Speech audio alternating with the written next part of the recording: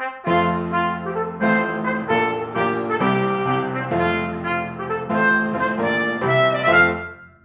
and welcome to Politically Incorrect Knitters. My name is Ann Pinkava, joined as always by the lovely Deplorable Knitter.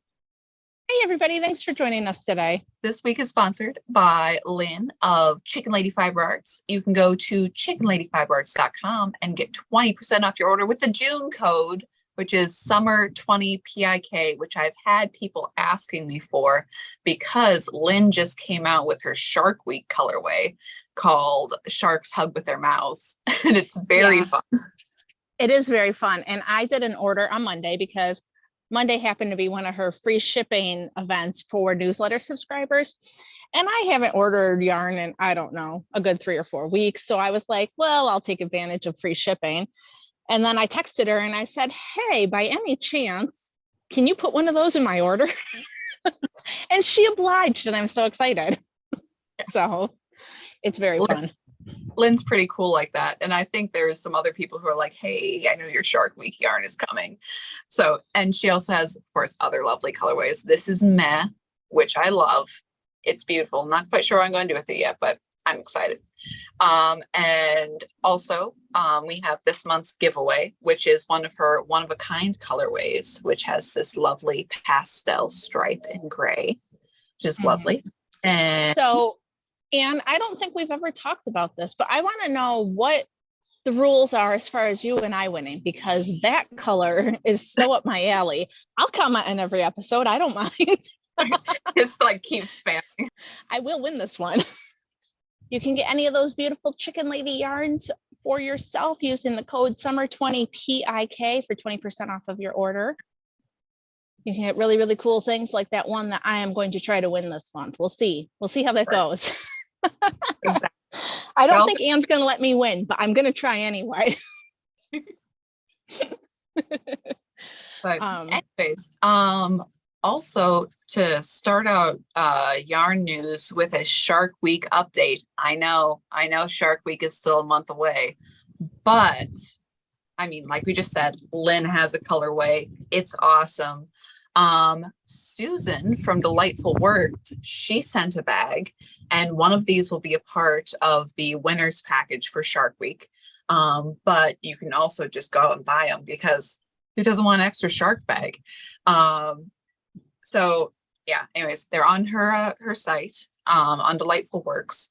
But just a little reiteration about Shark Week. Again, the full write-up of rules is going to be in the next issue of Blocked magazine. But Shark Week is from July 11th to 18th. You have to start a project and finish it by the end of the week. And if you don't finish it, you have to rip it out. And that of the people who do finish, that's going to be the prize pool for all of the yarn and bags and other cool things. That's going to be the grand prize winner. But finish or not, everybody wins because everybody who, again, in the month of July, emails politicallyincorrectknitters@gmail.com with your address will be sent a gift from us of stickers of one of the PIK Shark Challenge, and we're also going to do the different logos of our affiliated podcasters who will be joining us in this challenge.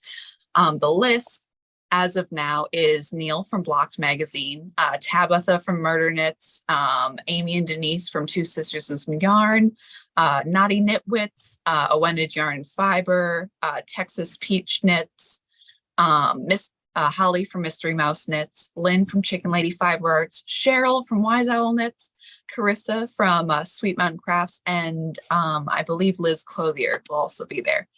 So yeah, it's a grand old party. We're going to have a great time. We're going to have live streams, all sorts of stuff. And like I said, your project doesn't have to be shark themed, but if it is shark themed, there'll be extra entries for the giveaway.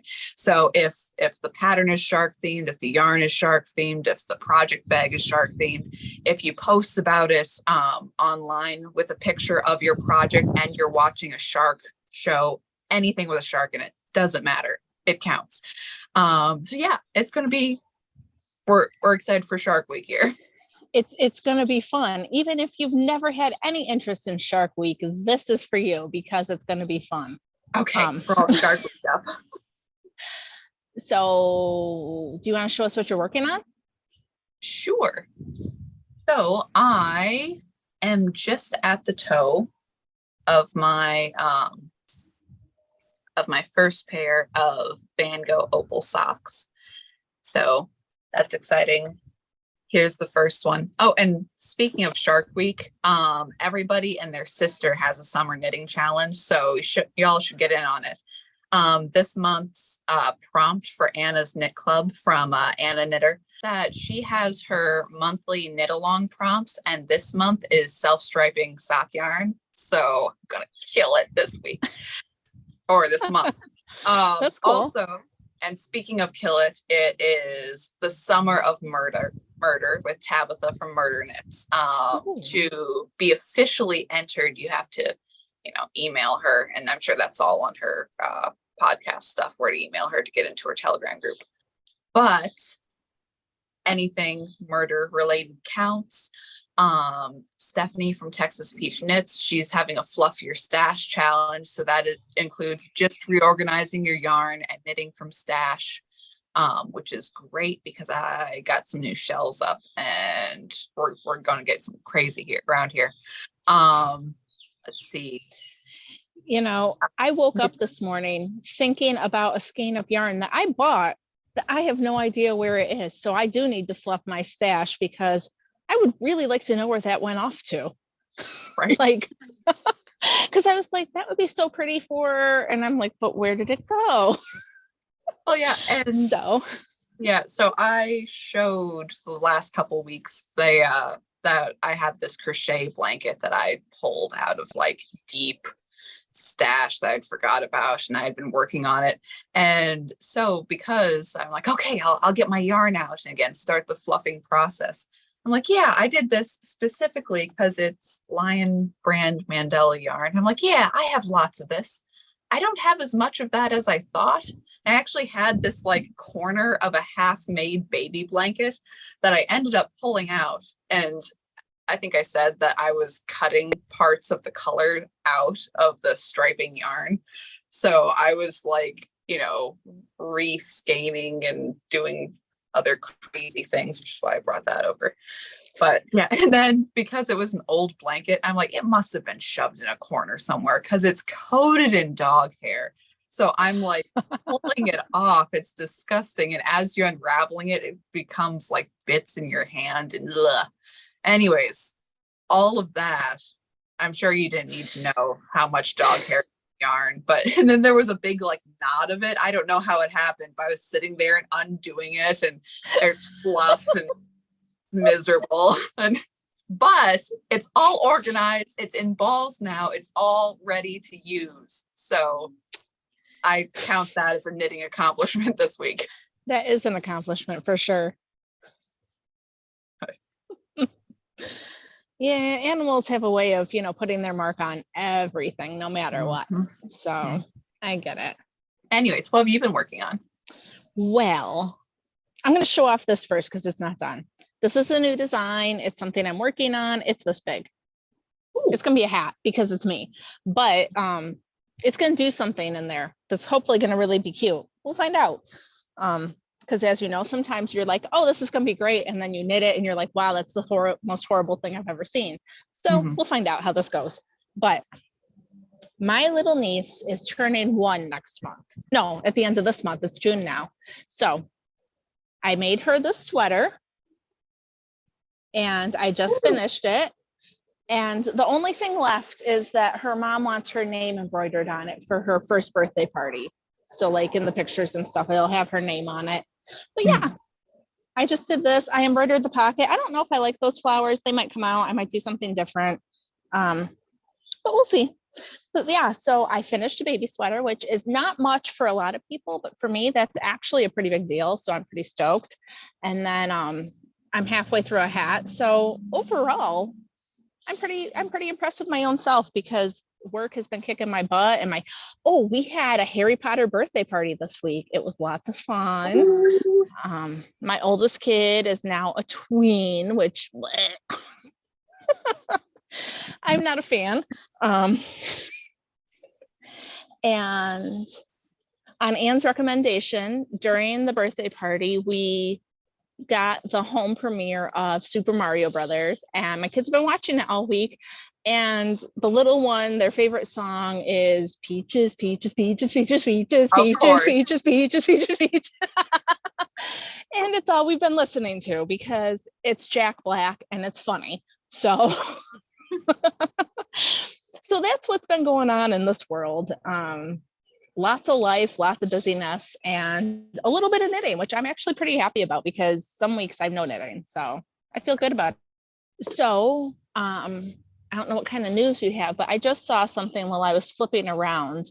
I need to get more info on it, but apparently there is a maker's market in Fort Worth, Texas.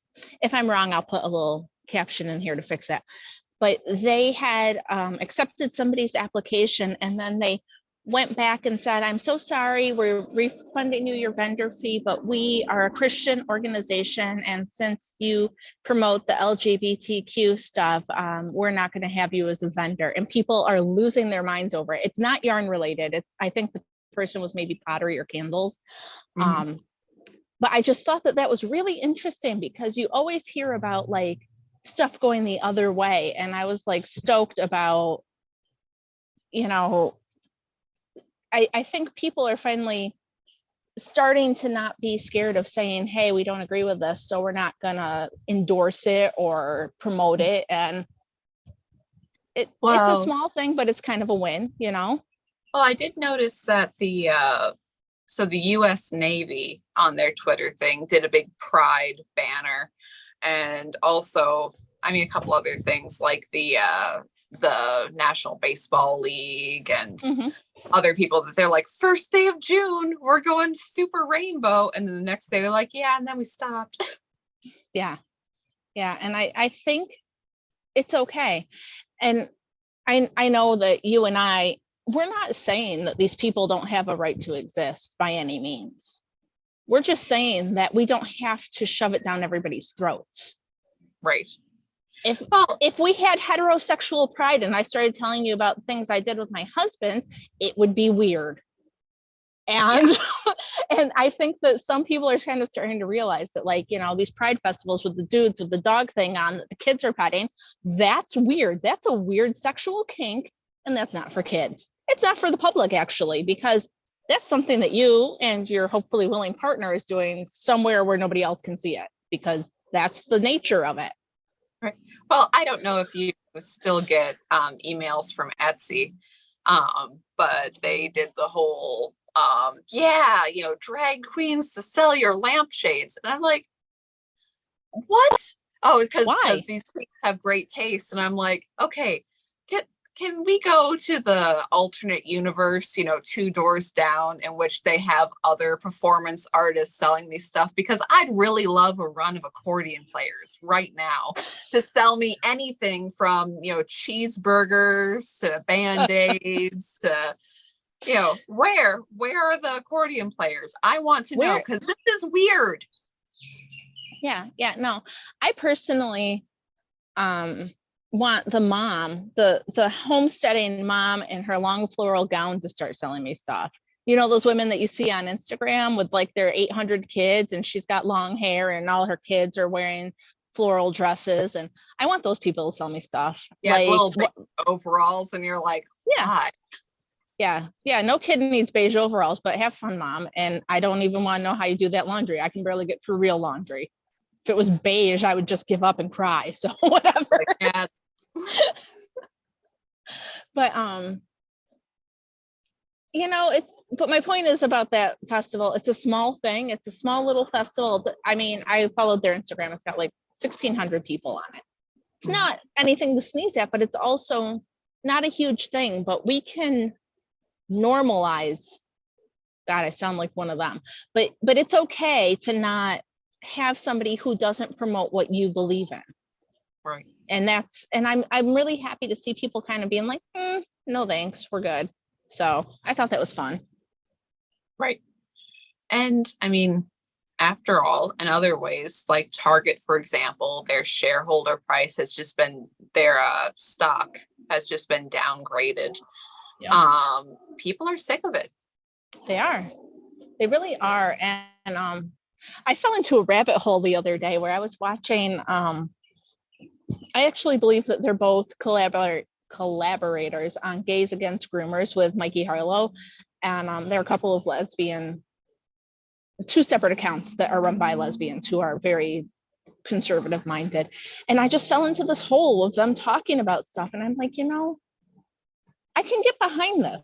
You are happy to love who you like and do it at your house like every other normal person. Like, you don't, it's like the Black Lives Matters and the gay rights and they're fighting for something that they already have. And I don't understand what the point is anymore. It's just push it down the rest of our throats. And, I mean, I'm sure you saw that Black Lives Matter filed for bankruptcy, or they're pretty close to it. And they got a lot of lovely multi-million-dollar homes. Though, I mean, if the grift is no longer going, I don't know, how they're going to upkeep them. But I mean, if you have many multi-million-dollar homes, I'm sure selling them at a profit at this point would benefit you greatly. That would work. But my ranting about people and their bedroom habits and whatever kind of reminded me of one of, like, I was telling Anne before we started. So we were like trying to come up with topics and different things. And I fell into the Matt Walsh, what is a woman Twitter hole. And I didn't mean to, but I ended up watching the movie again this morning, which was free on Twitter. I hope you guys saw it. I posted a link in my Instagram because I wanted to make sure everybody could see it. Last I saw, like 55 million people had viewed it. So it was getting a lot of traction, but just the whole nonsense that we have been brainwashed to believe. I had forgotten how eloquently they highlighted it in that movie. Him asking simple questions like made people so angry. And I think that we need to get back to that. Like, we need to stop being like, oh, well, it's their personal. No. I totally lost my thought there. I got off on a tangent and now I don't know where it's going.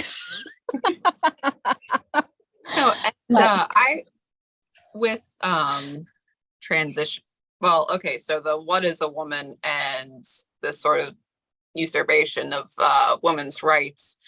But also when it comes to transitioning, but especially transitioning kids, I mean, talking with someone about a organization for medical freedom, and they were having some issues with people calling them hypocrites because they, are very for knowing what's in medical procedures and everything else, but they are coming out against transitioning kids. And okay, so I haven't read their full charter on things, but I would say, I mean, personally, for me, the difference would be that, okay, so vaccines, know what's in them, know the potential side effects, know everything, so you can make an informed decision. My own stance, quite separately from whatever this organization was about, is that all of these effects for these medical procedures, most concerned about kids because kids, can't consent, but also, as in the What is a Woman documentary, for adults too, that you're told one thing and you go through these procedures and you get infections, you lose bladder control, you have all these different, issues, sexually also, but all these different medical procedural issues that you're not informed about. These are very experimental procedures, and a lot of people come out the other side unhappy with what they've done, and that people just aren't being told that. And if you undergo any medical procedure, you should have full knowledge of what's happening. You should know. And it's all agenda driven. So you don't say any of the bad things and just the the supposed good things that come from these procedures. It is all agenda driven. And I was struck again by the one woman. There's a lady on there, I think she has short purple hair, who is a pediatrician. And she's like, oh, well, we're just saying that, like, if these kids aren't ready to go through puberty, we just pause it and then they can resume it whenever they want to. And it's all going to be fine. And you don't know that. That's not true. No, There's and absolutely no data that shows that. There's actually a lot of stuff that shows the opposite, but this is what they're telling people. And people are going to believe it. Right. Everything from, I mean, the most obvious one, sterilization. You're talking about, my body, my choice, and, sexual freedom and sexual decisions. When you're literally sterilizing kids, you are stopping them from having those decisions in future. And not only that, but you have their, just the fact that they are small bodies who everyone has hormones to make them grow into larger bodies, and you're stunting that. That in itself is an issue. You have bone density issues, you have muscular structure issues, you have all of these things. I was actually going to say, I had to have a hysterectomy a couple of years ago, and I had to wait until I was as close to menopause age as my doctors felt was safe to ensure that my chances of having osteoporosis and things were going to be less, because there's a point in every woman's life where you hit it and your hormones aren't working the same way. And so their goal was to make sure that I had my hormones, my regular natural hormones, as long as I could, so that I would have less complications in my future. And they're like, totally. So this is normal, regular, everyday science that they know about, but they're like, oh yeah, but we can do that to a 16-year-old. Like, if you know that me coming up on 40 should wait as long as I can, what makes you think that doing this to a 16-year-old is going to be like a good idea? Like, they're almost like, they're purposely obtuse. They're not paying attention to things that they know because it's not part of the agenda. And it just, and then the parents, everybody uses that, oh, do you want a dead daughter or a live son argument? And that's just a bunch of bullshit. It's just so and manipulative. We've said this before. It's like, oh, well, that transitioning does not lower your case of suicide at all, the percentage. It just doesn't.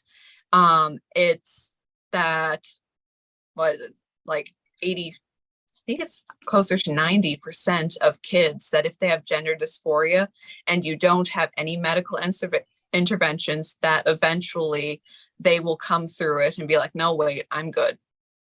Okay, that is most kids. It's not helpful at all. And also, like I said, the amount of detransitioners who are going through all of these issues and are horrified at what they thought they wanted and the issues that came afterwards that they weren't informed about. It's a terrifying thing.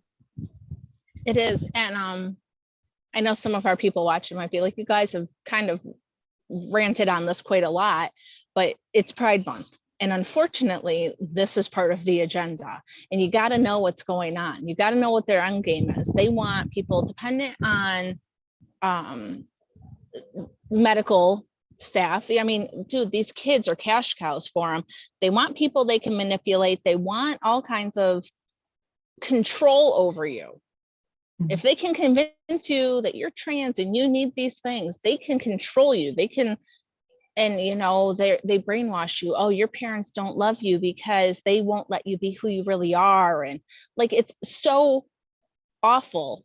And they're targeting them. And if you just think, oh, it's just pride. Oh, it's just anybody can love who they want, whatever. Anybody can love who they want. I mean, I'm not the love police. People love their cars. It's weird. Whatever.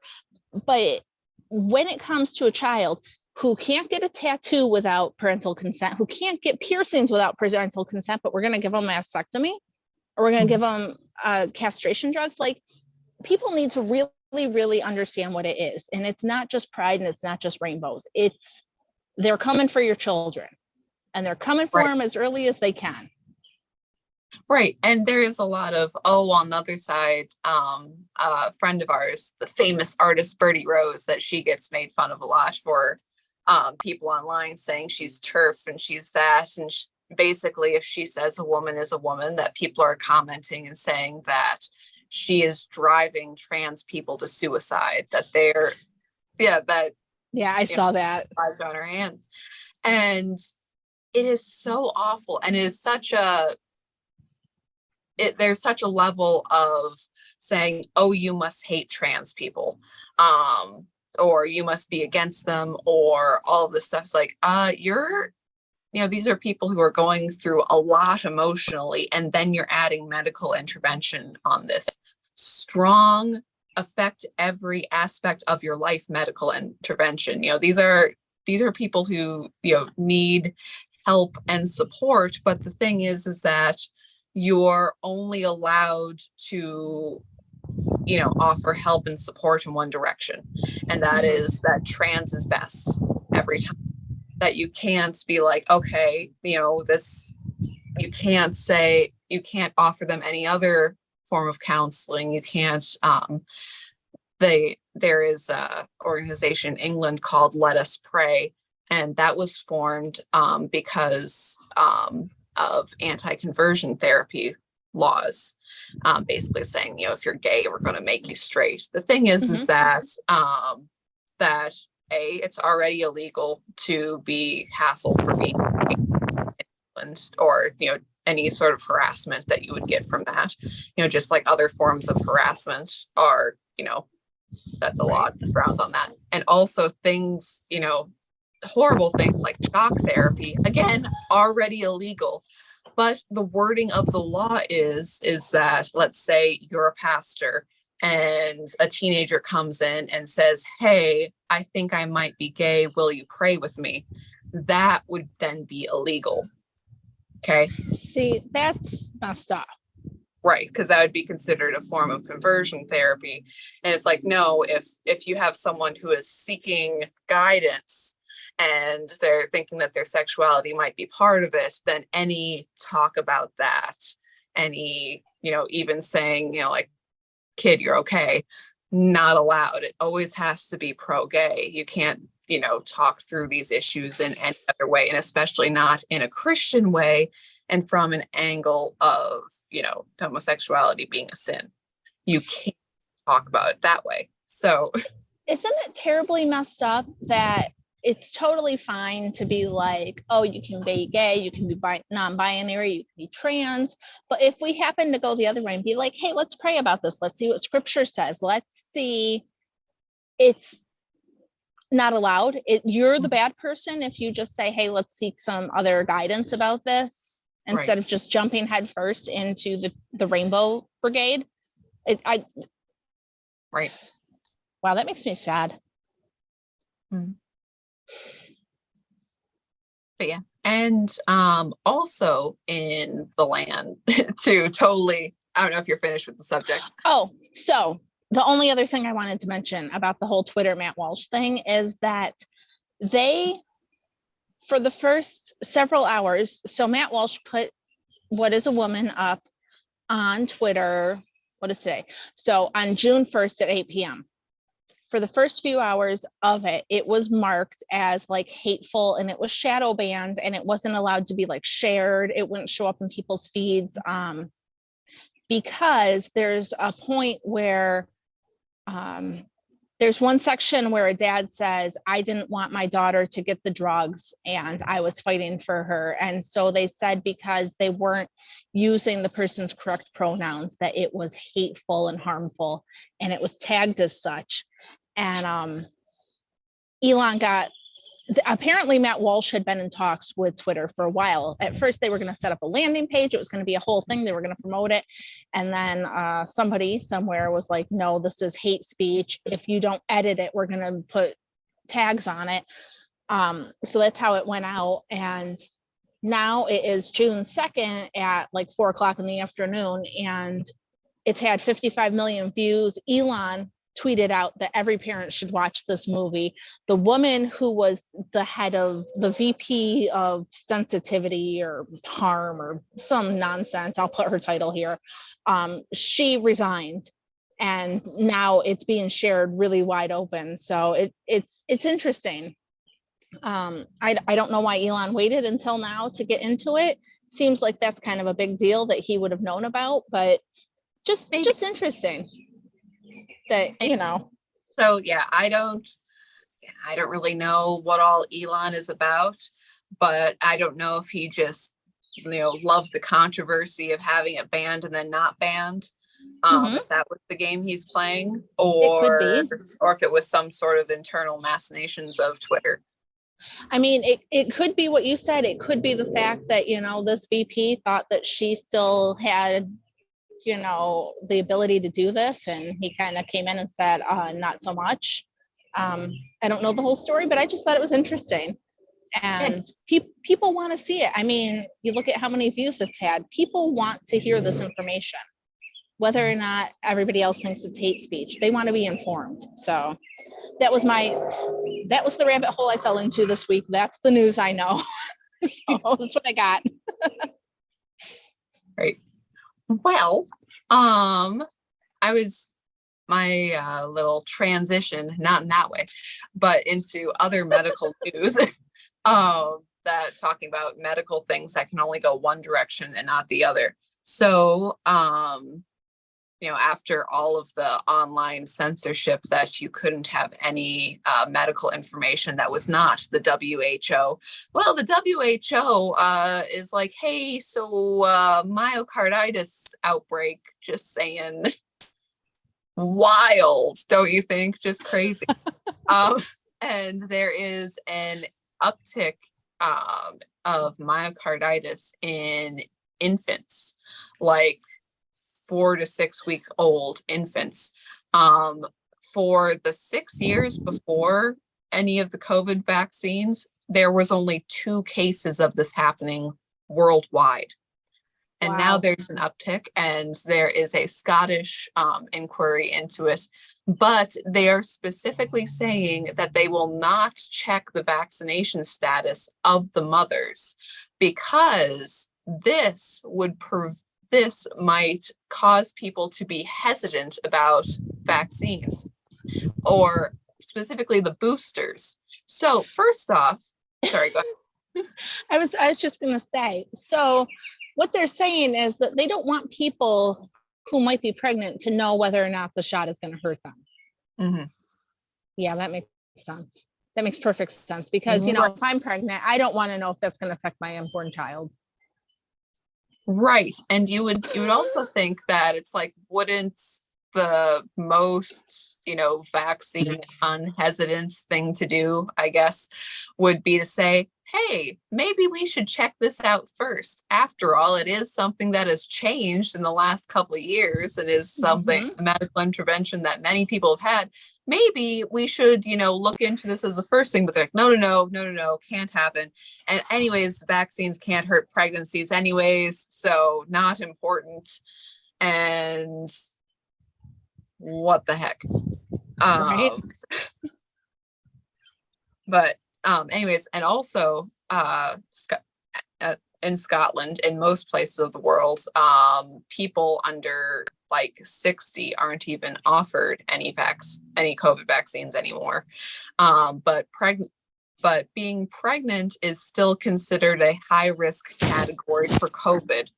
Okay, that anybody still thinks that COVID is a high risk thing is crazy, but also, like we said, with other medical interventions, facts aren't very forthcoming. And that many governments of the world think that the problem of the COVID era was not, hey, everything we did didn't work. Hey, people online were able to talk about it and share, quote, disinformation. And frankly, it doesn't matter if we were wrong. It's matter that you didn't listen to us first. That's the real problem. And you weren't in lockstep enough. Mm-hmm. And then also from the WHO that they have this upcoming treaty, which basically gives your health rights to the WHO, and even to things that you're like, oh yeah, and you should also monitor your citizens. And it's okay if you're a very small country and you don't have money to do that, we'll help you. So all sorts of crazy stuff from them. It is a year until that is ratified. So everybody make a fuss about it because it's a big old thing. And as has been said, I mean, before, and also was a thing with any nationalized healthcare, whether it's NHS or whether it was Obamacare and anything else. Okay, who owns your health owns you.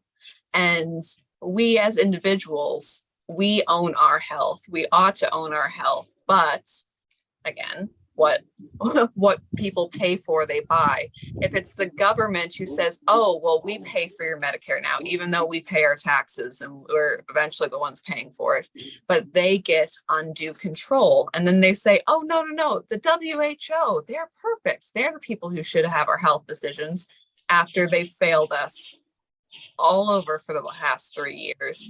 But no, what they need is more power. Again, it's the people who didn't listen. It's their problem. Right. And as a citizen of the United States, I don't know why the WHO would be able to talk about anything that I'm doing because they're not my duly elected anybody. Mhm. So, yeah, this is Right. something we should make a fuss about. Yeah, where do we go to unelect the WHO? Yeah. All right.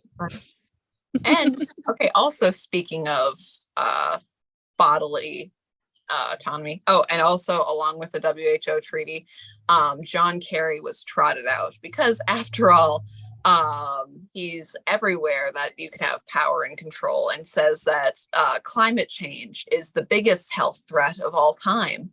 So he has a big stake in, yeah. So if the WHO can grab the power, then he wants to be right there grabbing a part of that leash. I didn't know he was still alive, so that's No. interesting. Oh, he's old Lurch is still out there. But anyways, so yes, the climate change is in with the DIE company and everything else.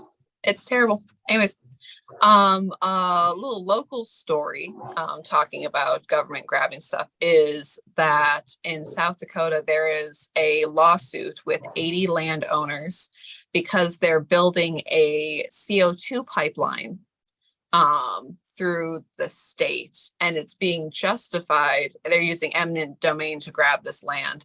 It's being justified because it's going to bring in millions of dollars of revenue and jobs in order to maintain this pipeline. Yeah, except when CO2 is grabbed in that way, that there's so much of it, it becomes a toxic material when it leaks. And also things for eminent domain is for like roads, and it is not the citizens' obligation to make money for the state.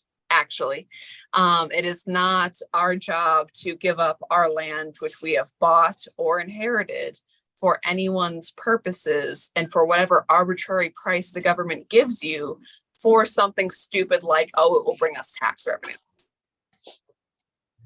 That's interesting. So, but they're saying eminent domain, they're going to get taxes from it. It's going to be a win-win-win for everybody. But really, you guys are all happy with the way things are right now. Right, that we don't want this at all. Okay. I haven't heard anything about this at all. Isn't that crazy? Yeah, it's goes to show you what the news tells you. It's not a very widespread story, but yes, there is a lot of anger over it. And again, especially since it is a toxic stupidity project, basically. You could argue about, well, but you have gas pipelines, and gas pipelines do this and they do that, but it's like gas pipelines are useful. This is a vanity climate project. And again, you are not being, again, it's something that is harmful, is something that is not a helpful thing. it's based on a lie, and they're not giving property owners any say or rights or decent prices on the property. It's stupid. And it's another, it's another point where farmers are like, yeah, and by the way, what you say doesn't matter. Right. So I feel like I'm being stupid myself, but I don't understand what the point of the CO2 is. I don't know. I don't know why they want the CO2 down at the Gulf Coast. Okay, so that's not clear. It's supposed to capture the CO2. Again, doesn't make sense to capture the CO2, but we're capturing it, baby. And we're sending it to the Gulf Coast. Who wants it? Okay. So we're not entirely certain what the deal is. So it's not just me. That's good to know. No, it's a generally stupid project. And okay, also South Dakota news is that, okay, as a state, we don't spend that much money because there's not many people up here, but we've been given stupid amounts of money due to COVID stuff. So state, being as state does, spends it as stupidly as possible. This is another thing obviously. That well, then we'll just build things. And it kind of reminds me of Boris Johnson, who wanted a roundabout at the bottom of the ocean between Ireland and Scotland and England. That, you know, it's like, Sounds like a good idea. You know what, we're gonna build that. It's like, why? Or the state of California, who is like, yeah, we're going to have bullet trains, and then they stopped and they're abandoned and the part of the track is somewhere. But South Dakota, who must do what the big cities do only after they've gone out of fashion, are like, wait, hang on, CO2 pipeline, that sounds awesome. Like, what is this? Why? Yeah. But anyways, okay, interesting. Anyways, also in climate news, France has banned any short-term flights that are less than 2.5 hours. And Ireland says that we have to kill 200,000 cows to account for climate change rules that we have. So yay, starvation. I wish I could remember where I saw it. I was watching something, probably with my husband, because that's what I do. And I don't remember how long the period of time was, but it was like the climate is going to go up 0.002% of a norm. I don't know. But like they're freaking out over this amount that's like, like you go back and you look at the climate records, they only have them for like 150 years. So how can you say, oh, we know that this is going to get so bad? My stepdad in the 70s was telling me that there was the, oh no, there's going to be a new ice age. Oh no. And then it was global warming. And now because they don't actually know what it's going to be, oh no, it's climate change. Like, okay, so there are the people that say the things that you want them to, but I think a lot of people are starting to wise up, because like, how many times has the world been supposed to end or flood? Or, you know, I was watching a documentary about Antarctica, and it was like, yeah, it's true that Antarctica is losing ice on one side, but the other side has gained like 80% or something stupid. Right. Like, so yeah, if you only tell me about the side that's losing it, I'm gonna be like, oh my gosh, but then it come to find out it's actually gaining on the other side. So the world goes through changes. It's not just like static. Right. Like it's not perfect all the time. Sorry. I've seen, it's okay, that there was one lady who presented data. It's like, hey, you see this map of where it's warming in Antarctica? And let's put this map over it of where there are volcanoes growing. You could see that it's the same places. It's like, oh no, I'm using too much electricity for my hair dryer. It's like, have you considered volcanoes? Well, we don't make those.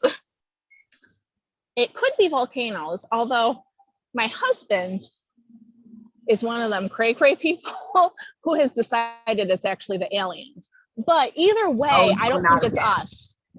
I don't think it's us. I think it could be volcanoes. I think it could be aliens. He's convinced that they live in Antarctica. I don't even want to go there.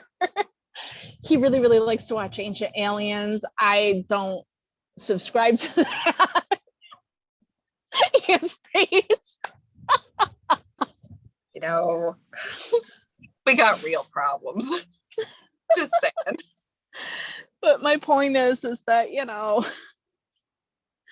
there are many things that could be causing this, including volcanoes and aliens, and I don't think it's people. So just my 2 cents. Yeah, and not only that, but it's like it's global warming, except for the fact that it's not global.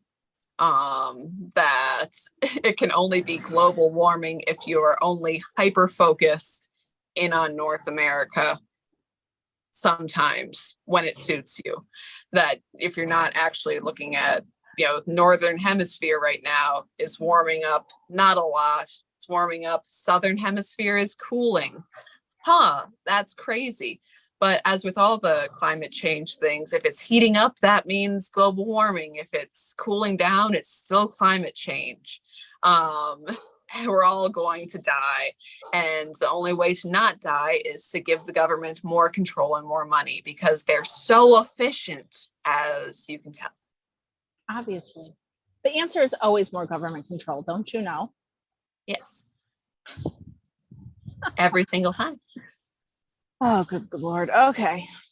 But I gotta say though, global warming, great for Shark Week. That's Yes. Yes. I mean, the sharks love global warming, so go for sharks it. are about it. Maybe the climate change is happening because Anne and I have had our 3rd year of being podcasters. Maybe you and I are making too much something. I don't know. I can't tie it in. I was going to try, but I can't do it. No, but I did want to say happy anniversary to my lovely better half, Anne, who did not want to jump into this. She told me that as a Midwesterner, she needed several years to think about it before we could start. And I said, no, I'm a New Yorker. We don't do that. So, Right. But yeah, it's been 3 years. So yeah, thank you that's to a lot of everyone fun. who's been here from the beginning. Thank you to those who came in halfway. Thank you to new viewers. We appreciate all of you. Mm-hmm. Thank you to the hate watchers. Love you guys. We Great. do actually. Yeah. So much fun. We couldn't do it without you. We couldn't do it without all of you. Yeah. Hate watchers just make it more interesting. No, but it's been fun and we're going to keep on keeping on, and maybe an extra prize will show up this month. Anne and I didn't discuss anything, but I got an idea, so it's a thing. Ooh. So again, want to mention Chicken Lady Fiber Arts, who is incredible. Comment below for a chance to enter this month's giveaway, but also just go to her website, check out her stuff. For 20% off your order, use our code SUMMER20PIK and get a head start on Shark Week. you can't actually get a head start on it, can you, Anne? No, you can't. You can order but stuff. Prepare your stuff for Shark Week. You cannot cast anything on for Shark Week to be included in Shark Week. But if you're just like, nah, man, I want to warm up. I want to do some sharky stuff because I love sharks. Perfect. And also, I don't think I mentioned that Krista, she hasn't put anything out yet, but she has some Shark Week stuff coming out too. But that any shark related yarn at all counts. But definitely check out our friends. It's gonna be a good time. Yeah, it is gonna be a fun time. And you can totally check out that Sharks Hug with Their Mouths. It's a wonderful colorway from Lynn. And the minute I saw the name, I didn't even care what color it was. I'm like, I need to have some now. So right. But check it out. Like, comment, and subscribe. Follow us on the social medias. Spread the word because you guys help us to keep this going. And so make sure everybody knows so that they can enjoy Anne and all of her knowledge. So in my questions. And DK and all of her humor. You know, make sure you are doing the things, following, ring the bell. We'll be back on Tuesday with a live from the Knitting Wars. Yeah, we'll see you guys then. Yeah, we have a cool interview coming out next week, so y'all Yep. can see. We actually have a few cool interviews coming up in the near future, so keep your eyes peeled. We're going to be doing some stuff, so we'll see you. All right, see you guys then.